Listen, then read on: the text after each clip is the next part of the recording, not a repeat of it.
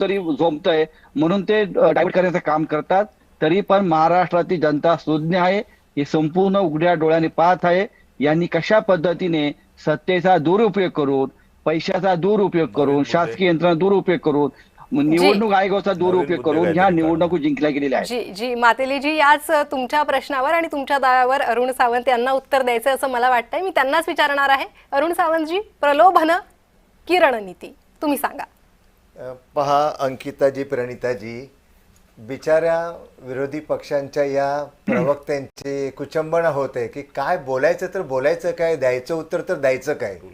परंतु ठीक आहे, गिर गए फिर भी तंगडी ऊपर है हमारी, हाच यांच्या बोलण्यातून आपल्याला दिसून येते. राहू देत, बिचारी लहान लहान मुलं आहेत ती, त्यांना सुद्धा आता खूप काही शिकायचं आहे.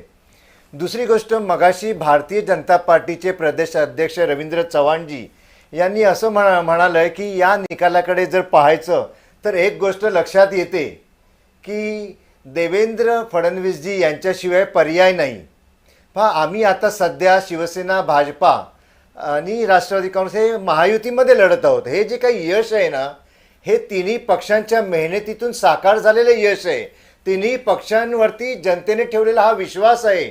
आणि जी काही कामं, म्हणजे ज्या काही कल्याणकारी योजना, म्हणजे मग त्या मुख्यमंत्री अन्नपूर्णा योजना असो, मुख्यमंत्री तीर्थदर्शन योजना असो, मुख्यमंत्री लाडकी बहीण असो, मुख्यमंत्री लाडके भाऊ असो, लाडके कामगार असोत किंवा अजून काही असोत, हे जे काही त्यावेळेस मुख्यमंत्री असताना एकनाथ शिंदेंनी जे काही राबविल्या, त्याच्यानंतर देवेंद्र फडणवीस यांनी त्या पुढे चालविल्या, ह्या सर्वांच्या प्रयत्नांचं हे यश आहे. तेव्हा याच्याशिवाय पर्याय नाही, त्याच्याशिवाय पर्याय नाही, हे काही योग्य नाही. या राज्याला दोन जबरदस्त मुख्यमंत्री सध्या आहेत आपल्याकडे. अरुणजी, एक आहे जसं तुम्ही देवेंद्र म्हणालात फडणवीसजी, की या दुसरे एकनाथ राज्याकडे शिंदेजी. दोन महत्वाचे नेते आहेत. मग कुठेतरी जी चर्चा आहे की राष्ट्रवादीला मागे सारलं जातंय, म्हणजे